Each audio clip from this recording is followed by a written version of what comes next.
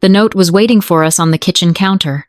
Not folded, not hidden, placed carefully, like it deserved to be seen. White paper, black ink, 5 words written so neatly they almost looked polite. Let her die. Don't call anyone. For one frozen second, my brain refused to understand the sentence as a whole. I read it the way you read a foreign language, word by word, detached, waiting for meaning to assemble itself. It never did. My 13-year-old daughter, Emma, stood beside me, still holding her school backpack. She read it out loud before I could stop her. Her voice cracked on the last word. The house went quiet in a way that felt deliberate, as if it were holding its breath. I knew immediately. This wasn't a joke. Not a prank. Not some twisted attempt at dark humor. Because I knew the handwriting. And because no one writes something like that unless they expect obedience. My name is Hannah Brooks. I'm not dramatic. I'm not impulsive. I'm the kind of woman who rereads emails before sending them and apologizes when someone else steps on my foot. I live just outside Seattle, in a house that looks expensive from the street and feels exhausting once you're inside it. I have one child, Emma. She's observant in a way that makes adults uncomfortable. She notices patterns. She remembers tone. She asks questions people wish she wouldn't. And until recently, I was married to a man named Michael. I say was, the way you say, used to be able to trust him. It's not just grammar, it's distance. Michael came with a family. Specifically a mother named Patricia who mastered the art of smiling while reminding you constantly that you were replaceable. Patricia never raised her voice. She didn't need to. She preferred cruelty that left no fingerprints. And then there was Michael's grandmother, Agnes Rowe. For almost 2 years, Agnes lived in our home. According to Patricia, Agnes was declining, confused, fragile, not really aware of what was happening around her anymore. Patricia loved that description. She used it whenever Agnes said something inconvenient. Agnes stayed in the back bedroom. Curtains half drawn. Television always on, volume always low. She didn't ask for much. She didn't complain. She watched people the way someone watches weather quietly, patiently, like she knew storms revealed more than sunshine ever did. Emma tried with her. She left drawings by Agnes's door. Notes in careful handwriting. Hi, Grandma Agnes. I hope today is a good day. Sometimes a heart. Sometimes a crooked star. Patricia never acknowledged them. Not once. Michael would shrug when I mentioned it. You know how Mom is. That sentence should come with legal disclaimers. A week before everything unraveled, I made a decision Michael called reckless. I booked a cheap 3-night trip for me and Emma. Nothing fancy, coastal town, off-season, budget hotel with an indoor pool that smelled aggressively like chlorine and disappointment. The kind of place where the free coffee tastes like regret, but no one pretends otherwise. Emma was thrilled. The kind of joy that fills her whole body. Like happiness is something physical she has to contain. Michael looked at the reservation email like I'd sent him proof of my incompetence. That's not a vacation, he said. It's 3 days, I replied. Emma wants the ocean. He sighed, the kind of sigh that says, I'm allowing this because arguing isn't worth my energy. Fine. Go, he said. I'll stay here. Someone has to manage things. Manage what, exactly? I never understood. Patricia called later. She always did. I hear you're taking Emma away, she said. That's nice. Her pauses always felt intentional. Michael's staying back, of course, she added. Someone has to keep an eye on Agnes. I didn't respond. I'd learned that silence was safer than honesty with Patricia. Emma and I left the next morning, and it was good. Not picture perfect, not luxury, just good. We ate greasy fries on the beach. Emma collected shells like they were museum artifacts. We laughed in the pool and pretended the chemical smell wasn't offensive. I barely checked my phone. That detail will haunt me, because while Emma and I were playing miniature golf, Michael and Patricia were somewhere else entirely. I found out the way modern marriages collapse through a social media post you weren't meant to see. Patricia, oversized sunglasses, a tropical drink, a smile that looked earned, caption, finally resting, family time. Behind her, Michael grinned like a man who had never had to choose between his child and his comfort. The location tag blinked at me like an accusation. Hawaii. Emma saw it over my shoulder. She stared at the screen for a long moment, then asked quietly, "So, we weren't invited?" I wanted to lie. I wanted to say it was complicated, that plans changed, that it wasn't personal, but Emma is old enough to hear the difference between complicated and cruel. "No," I said. "We weren't." She nodded once. No tears, no scene. Just information being stored for later. We drove home the next afternoon. Seattle greeted us with gray skies and damp air. Emma sang softly along to the radio. I kept my eyes on the road and told myself everything was fine. Michael was selfish, not dangerous. Patricia was controlling, not evil. Agnes was quiet. Safe. That was my second mistake. We pulled into the driveway around 3 in the afternoon. The house looked the same, impressive, still, but something felt wrong. The porch light was on. In broad daylight, Emma rolled her suitcase inside and stopped so abruptly it tipped over. "Mom," she said. "There's a note." That's when I saw it. White paper, centered on the kitchen counter, and everything in my life split cleanly into before and after. Emma read it aloud. "Let her die. Don't call anyone." My stomach dropped so hard I felt dizzy. I grabbed the paper. No signature, but I knew exactly who had written it. Emma whispered. "Is that about Grandma Agnes?" I didn't answer. I walked down the hallway toward the back bedroom. Emma followed so closely, I could feel her fear at my spine. Then I saw the door, a new lock. On the outside, my mouth went dry. I tried the handle. Locked. I knocked. "Agnes?" No answer. I didn't have a key. I didn't have patience. I grabbed the heaviest object within reach and swung. The lock cracked. The door flew open, and the smell told me everything before my eyes could. Stale air, heat, silence that had been engineered. Agnes lay on the bed, pale, lips cracked. No water, no phone, no call button. Emma made a sound I had never heard before and ran to her. "Grandma!" she cried. "Wake up!" Her fingers were cold. Emma looked at me, terror flooding her face. "Mom?" she said. "She's dying." I reached for my phone. And that's when Agnes moved. Her hand shot out and grabbed Emma's wrist with shocking strength. Her eyes snapped open, clear, focused, sharp. "No doctors," she whispered. And in that moment, I realized something that made my blood run cold. Agnes had never been as helpless as they wanted us to believe. Agnes's grip tightened just enough to stop Emma's thumb from pressing the screen. Not in panic, not in confusion, in control. "No doctors," she said again, slower this time. "Not yet." Emma froze. Her eyes flicked from Agnes's face to mine, searching for permission, for reassurance, for something solid to stand on. I could feel my own heart slamming against my ribs, loud enough that I was sure Agnes could hear it. "Agnes," I said, forcing my voice to stay steady. "You need medical help." "I will get it," she replied. Her voice was rough, dehydrated, but unmistakably sharp. "But if you take me out of this house before we document what they did, this becomes an accident.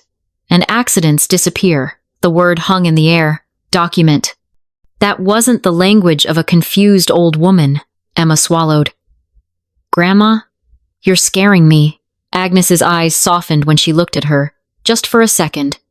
"I know, sweetheart, and I'm sorry, but I need you to listen to me very carefully." She shifted slightly, wincing as her body protested the movement. "If I pass out, you call. If I stop breathing, you call. But give me 15 minutes. I shook my head. "This is insane." Agnes's gaze snapped back to mine. "So is locking a human being in a room without water. That shut me up." Emma's phone hovered between her hands, the emergency screen glowing like a threat and a promise all at once. "Under the bed," Agnes said quietly. "Look under the bed." There was something in her tone that told me this wasn't a suggestion. It was a step in a plan that had been waiting far longer than this moment. I knelt down. The floor was dusty, The kind of dust that settles when a room hasn't been truly lived in. I reached under the bed and felt plastic. Dragged it forward. A storage bin slid into the light. Inside were things that didn't belong in a room meant for a helpless woman. Bottled water, electrolyte packets, a small first aid kit, a pulse oximeter, and taped to the lid, a cheap phone sealed in a clear plastic sleeve. On top of it, a sticky note. "Call Lucas." Emma whispered. "Who's Lucas?" Agnes leaned back against the pillows, her breathing shallow but steady, like she'd just completed the first move in a long game. "My attorney." I stared at her. "You have a hidden emergency kit. And a burner phone." "Yes," she said simply. Emma blinked. "Are you, like, a spy?" Agnes's mouth twitched. "No. I'm a woman who learned a long time ago that people are very honest when they think you can't stop them."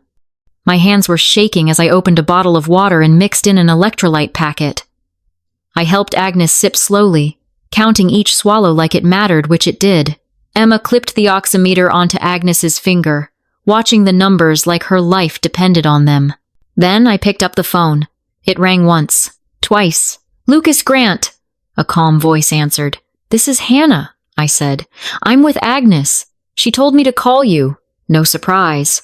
No confusion. "Is she awake?" he asked. "I'm awake," Agnes said. Lucas exhaled. "Put me on speaker." I did. "Agnes," he said. "Are they gone?" "They're in Hawaii," she replied. "They think I won't last the week." Emma's face tightened with something that looked a lot like rage. "That's evil." Agnes looked at her then. Really looked at her. "Yes," she said. "It is." Lucas's voice cut back in. "Hannah, listen carefully. Take photos. The lock. The room. The lack of water. Everything. I'm dispatching a medical provider and security. And do not contact Michael or Patricia." I laughed, sharp and breathless. "I wasn't planning on it. I'm still processing the fact that my house has a hostage room." Lucas didn't react. "Agnes, do you consent to law enforcement involvement?" "Yes," she said without hesitation. Emma lifted her phone again. "If she passes out, I'm calling anyway." Agnes smiled at her. Not politely, not strategically, for real. Fair. While we waited, I moved on instinct. Water, cool cloth, shade. Emma stayed at Agnes's side, her fear hardening into something steadier. I watched my daughter change in real time like a door closing behind her childhood. 15 minutes later, the front door opened. Lucas arrived like a man who had never doubted that the truth was enough if you knew how to present it. Mid-50s. Crisp coat. Eyes that didn't waste emotion.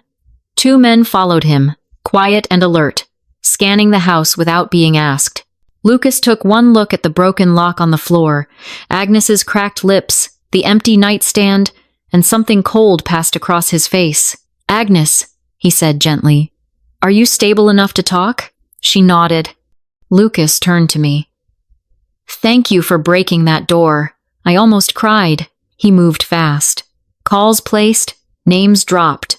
Adult Protective Services, a medical provider, a detective he apparently knew well enough to skip introductions.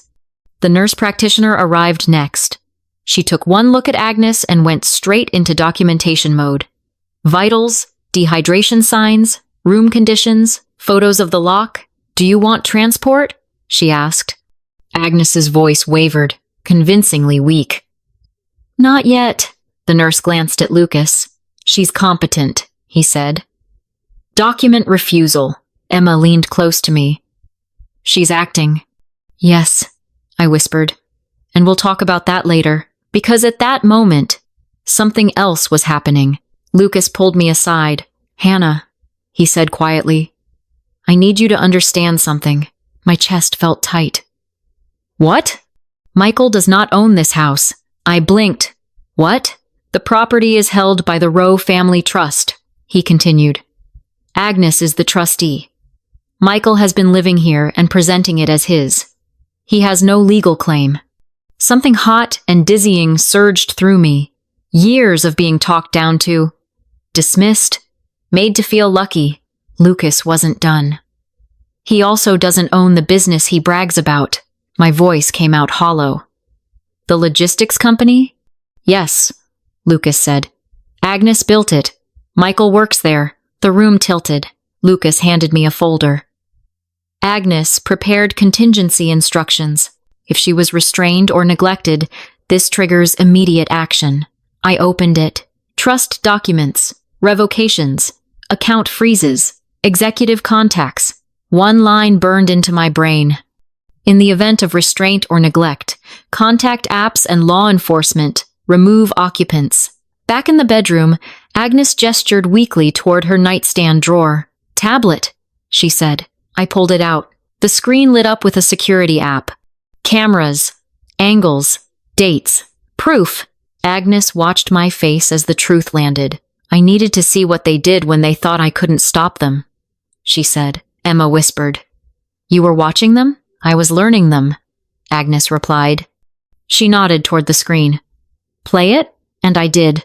Patricia installing the lock. Michael laughing. Patricia removing the water pitcher. Michael walking past the door without stopping. My daughter's father didn't hesitate. And in that moment, something inside me broke cleanly in half. Agnes had never been the weakest person in that house. She had been waiting. And whatever came next, Michael and Patricia were about to learn what happens when the person you underestimate is the one holding the evidence. The moment I understood that Michael was going to walk back into this house, expecting a funeral instead of a reckoning, my hands started to shake. Not from fear, from something colder. Anticipation. Because once you realize someone has already decided your worth, decided that your silence, your compliance, your absence would be more convenient than your existence, there's a strange clarity that follows, a sharpness, a sense that the worst has already happened, and now all that's left is truth. Lucas moved through the house with calm efficiency, like a man arranging pieces on a board he'd studied for years. Agnes was no longer lying down. With the nurse practitioner's help, she sat upright in a padded armchair near the window, her hair brushed, cardigan neat, eyes alert. The weakness she showed now was deliberate. Controlled, almost theatrical. Two security men positioned themselves near the front and back doors, not aggressive, not obvious, just present, like gravity. Emma stood beside me, shoulders squared. Her fear hadn't vanished, it had transformed, hardened into something sharper. Children don't forget the moment they realize adults can be dangerous. They just decide what kind of adult they'll become instead. Lucas spoke quietly, but every word landed with weight. Here's what happens next, he said. We file an emergency protective order. Adult Protective Services is already involved. Law enforcement has been notified and will be present when Michael and Patricia return. And Michael's access to the trust and the company is frozen immediately, Emma whispered. Fierce and certain. Good, Lucas looked at me. Hannah, you need to file for divorce and temporary custody as soon as possible. I nodded. My voice felt lodged somewhere behind my ribs. Okay, then Agnes spoke. I want them home. The room went still. I turned toward her. Why? Her mouth flattened into something almost amused. Because I'm done waiting. Lucas's eyes flicked between us. We can bring them back, he said carefully. Agnes met my gaze. Tell Michael what he expects to hear. I understood instantly. They wanted a death. They wanted silence. They wanted a clean ending that required no explanation. So instead, we were going to give them the opposite. That evening, my phone felt heavier than it ever had. I typed 3 words. It happened. Call me. Emma watched me hit send. Are we lying? Agnes answered before I could. We're setting a trap. Emma nodded. Like that made perfect sense. Because when you've spent your life being treated like you don't matter, strategy starts to feel like justice. Michael called within minutes. I didn't answer right away. I wanted him to sit in the uncertainty, to feel even a fraction of the fear Agnes had lived with for days. Then I picked up. Michael, I said, letting my voice shake. His voice was sharp, clipped. Not worried about me. Not worried about Emma. What do you mean it happened? I let silence stretch. Then I whispered, Your grandmother. There was a pause. Not grief. Calculation. Okay, he said quickly. Don't do anything. Don't call anyone. We're booking the next flight. Don't call anyone. The same words as the note. The same tone. I swallowed. Okay, then I hung up. Emma stared at the phone. He didn't ask if you were okay. No, I said. He didn't. Agnes's voice was quiet. He never does.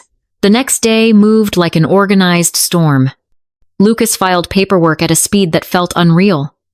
Emergency protective orders. APS documentation. Notices to the company. Instructions to freeze Michael's access. Corporate cards canceled. Email access revoked. Systems locked.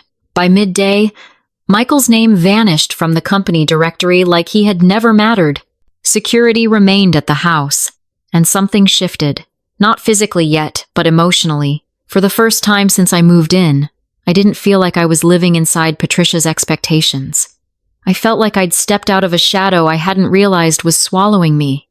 That night, Emma helped me unpack our souvenirs from the trip. Shells, a cheap keychain, a blurry photo booth strip where we were both laughing.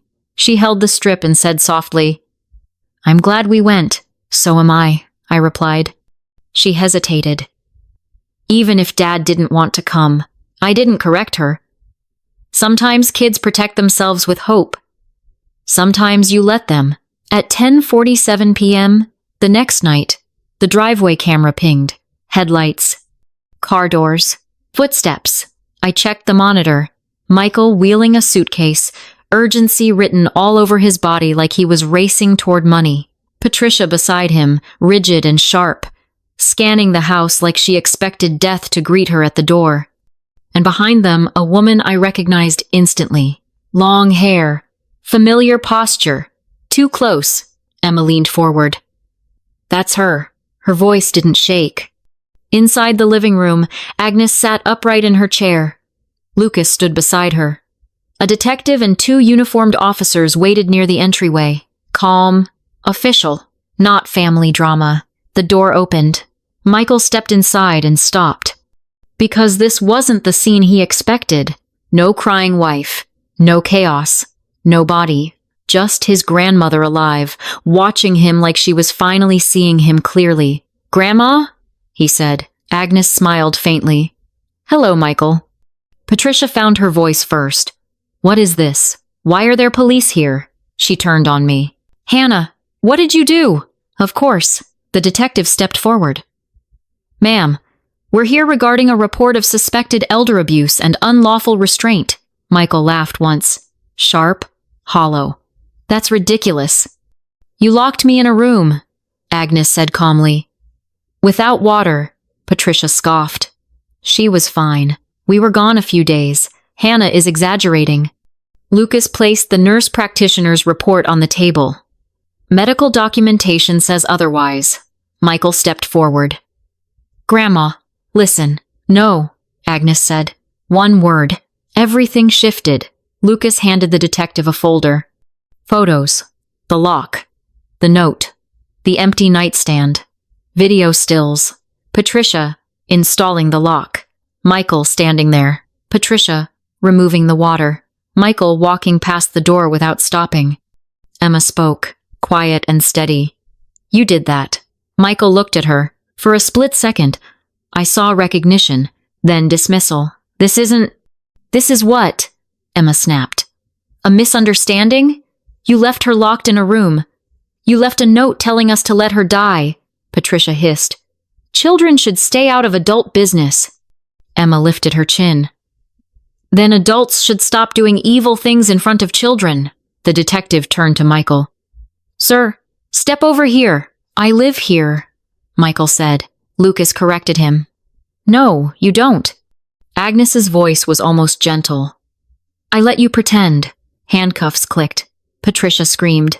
The woman behind them backed toward the door. Security stepped forward. Not roughly, just decisively. The door closed behind them, and the house finally exhaled. Emma collapsed onto the stairs, shaking. "He really wanted her to die," she whispered. I pulled her into my arms.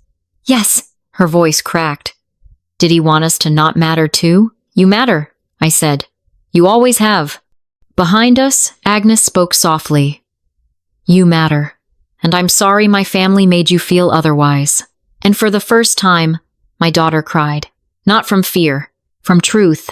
The silence after they left was heavier than the chaos they'd brought with them.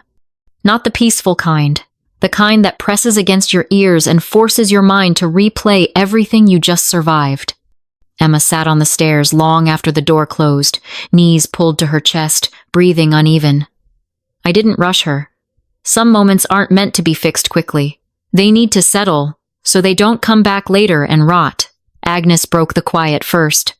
You did well, she said. Emma looked up, eyes red. I didn't do anything special. Agnes shook her head slowly. You tried to save someone in this family. That's apparently rare. That made Emma laugh, a small, broken sound, half disbelief, half release. Then she stood and hugged Agnes. It wasn't graceful. It wasn't rehearsed. It was awkward and real, and long overdue. I turned away so Emma wouldn't see me cry. The days that followed blurred together into paperwork, exhaustion, and a strange sense of unreality.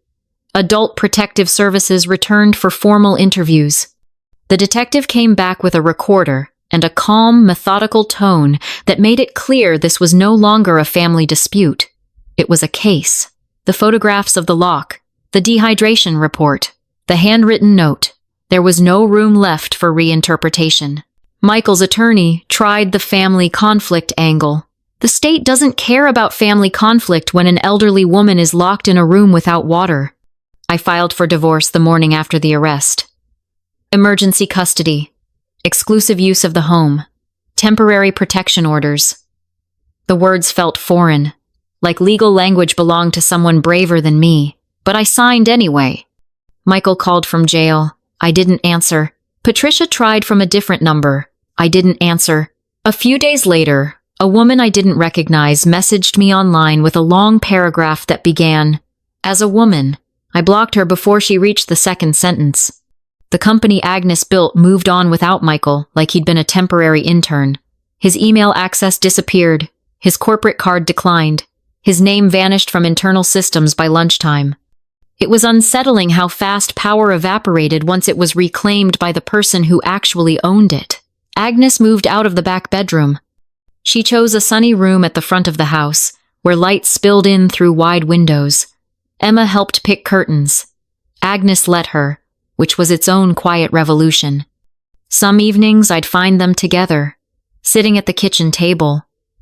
Agnes would talk about the ocean, about business, about the way people reveal themselves when they think no one important is watching. "Never sign anything you didn't read," she'd say. Emma would nod like she was storing it for her future. One morning, Agnes handed me a folder. Inside were trust amendments. A college fund plan for Emma. Legal instructions I hadn't asked for.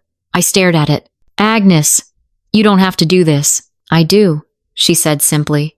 I watched them treat her like she was disposable. I watched her show compassion anyway. That deserves protection. Emma stood in the doorway, hesitant. "Is that for me?" "Yes," Agnes said. "For you." Emma stepped forward slowly, like she wasn't used to adults choosing her. "I didn't do anything special," she said again. Agnes met her eyes. "You did the right thing when it mattered. That's rare." That night, I lay awake thinking about how close I'd come to losing everything without realizing it. How easily I'd been convinced to doubt my instincts. How often women are taught that endurance is the same thing as strength. Weeks passed. The house felt different. Safer. Not perfect, but honest. We repainted the kitchen. Emma insisted on planting herbs in the backyard because, as she put it, plants are calming. "Basil won't fix betrayal," Agnes deadpanned. "It might fix pasta," Emma replied. Agnes laughed. Really laughed. That sound made me realize how long the house had been holding its breath. The court process moved slower than trauma, but faster than denial. Michael avoided looking at me during hearings. When he did, there was no apology in his eyes, only resentment. As if I had ruined his life by refusing to stay quiet. Patricia stared straight ahead. chin lifted, convinced right up until the end that this was all a misunderstanding that would eventually correct itself. Some people never realize the ground has shifted until they fall through it, Agnes testified calmly. No theatrics, no bitterness, just facts, dates, times, patterns. When the judge asked her why she hadn't spoken up sooner, Agnes answered without hesitation. Because women who speak without proof are called emotional, she said. I wanted to be believed. That sentence stayed with me. The rulings came down exactly as Lucas predicted. Protective orders made permanent. Michael barred from the home. Custody granted to me. An ongoing investigation into financial exploitation. When the gavel hit, Emma squeezed my hand. Is it over? She whispered. No, I said honestly. But it's different now, and it was. Life didn't turn perfect after that. It turned quieter, calmer, truer. Emma slept better. The nightmares faded slowly, like bruises do. She still asked questions sometimes, the kind you don't answer all at once. Why didn't Dad love us enough? Did Grandma Agnes know this would happen? Can people pretend forever? I never lied. I said things like, some people love power more than people, and no one pretends forever. They just choose when to stop. One afternoon, while Emma was at school, Agnes sat across from me and said, I need to apologize to you. I looked up. For what? For not trusting you sooner, she said. I saw how Patricia treated you. I saw how Michael dismissed you. I didn't intervene. I swallowed. You were protecting yourself. Yes, she said. And I should have protected you too. That mattered more than she probably realized. Because acknowledgement heals things silence never can. Months later, on a quiet Sunday morning, Emma and I planted herbs in the backyard. She got dirt everywhere on her face, in her hair, down her shirt. I think Basil is winning, she announced. Agnes watched from the porch. Basil always wins. It's aggressive, Emma laughed. I watched them together and felt something settle inside me. This ordinary, safe moment was the victory. Not the courtroom, not the consequences. This. The first night I slept all the way through without jolting awake in panic. I realized something that unsettled me more than the arrest, the court hearings, or even the note itself. I wasn't afraid of Michael anymore. I was afraid of how close I'd come to believing him. Because the most dangerous part of what Michael and Patricia did wasn't the lock on the door. It wasn't the missing water. It wasn't even the sentence "let her die" written so calmly it still made my stomach turn. It was how normal it all felt in hindsight. How easy it had been to explain things away. The court process dragged on in a way that trauma never does, slow, methodical, indifferent to adrenaline. Michael's attorney tried to paint him as overwhelmed, confused, a man under pressure who made poor choices under the influence of a difficult parent. The judge didn't buy it. Neither did the medical documentation. Neither did the photographs. Neither did the security footage. You don't accidentally install a lock on the outside of a door. You don't forget water for days. And you don't write, "let her die" and call it stress. Michael avoided looking at me during hearings. When he did, there was no regret in his eyes, only resentment, as if I had ruined his life by refusing to cooperate with my own erasure. Patricia, on the other hand, stared straight ahead, chin lifted, convinced until the very end that this was all a misunderstanding that would somehow correct itself. Some people never realize the ground has shifted until they fall through it. Agnes sat beside me in court, calm and composed. Not fragile, not confused, unbreakable. When the judge asked her why she hadn't spoken up sooner, Agnes didn't hesitate. Because women who speak without proof are called hysterical, she said. I wanted evidence. I wanted consequences. That sentence landed like a stone dropped into water. The rulings came down exactly as Lucas predicted. Permanent protective orders. Michael barred from the home. Full custody granted to me. An ongoing investigation into financial exploitation and elder abuse. When the gavel hit, Emma squeezed my hand. Is it over? She whispered. I shook my head gently. No, but it's different now.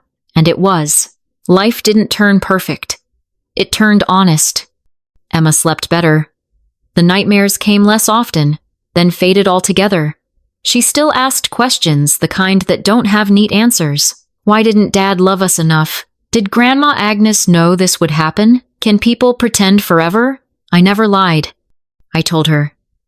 Some people love control more than people. And no one pretends forever. They just choose when to stop. Agnes grew stronger as weeks turned into months. She became more present, less willing to tolerate nonsense. She laughed more, spoke more, took up space in a way that felt intentional, almost defiant. One afternoon, she sat across from me at the kitchen table and said, "I owe you an apology." I looked up. "For what?" "For not stepping in sooner," she said. "I saw how Patricia treated you.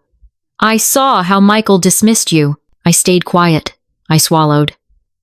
"You were protecting yourself." "Yes," she said. "But silence has a cost. I let you pay it." That acknowledgement healed something I hadn't realized was still bleeding. The house changed too. Not structurally, but emotionally. We repainted the walls, let in more light. Emma insisted on herbs in the backyard because plants are calming. Basil won't fix betrayal, Agnes said dryly. "It might fix pasta," Emma replied. Agnes laughed, really laughed. That sound made me realize how long the house had been holding its breath. Sometimes people ask me if I regret marrying Michael. I think about the note. I think about Emma's shaking thumb hovering over the emergency call button.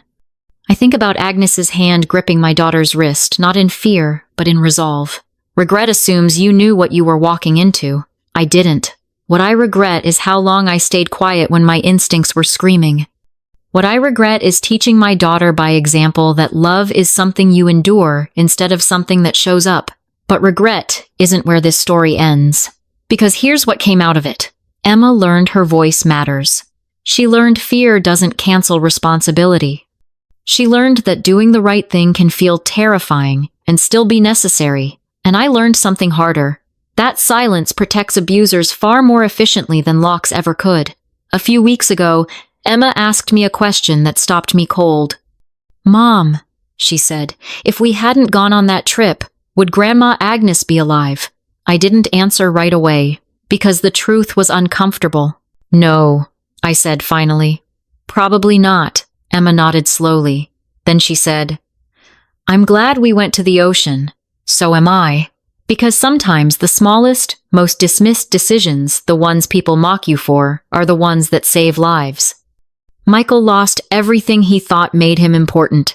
Patricia lost control. Agnes got her life back. And Emma? Emma stopped asking permission to take up space. That might be the most powerful outcome of all. If you've stayed with this story until now, I want to ask you something not as a narrator, not as content, but as a woman who learned the hard way. If you were in my position, would you have broken the door down? Comment 0 if you believe silence is safer. Comment 1 if you believe the truth is worth the fallout. I read the comments. All of them. And if this story made you uncomfortable, angry, or reflective, that isn't an accident. Stories like this don't exist just to entertain. They exist to remind people that what looks quiet on the outside can be violent on the inside. So if you know someone who doubts their instincts, or thinks they're overreacting, or has been told to stay quiet for the family, share this. Because sometimes the quietest person in the room isn't powerless. Sometimes she's just collecting proof. And sometimes survival starts with refusing to let someone else decide when you disappear. Thank you for listening. I'll see you in the next story.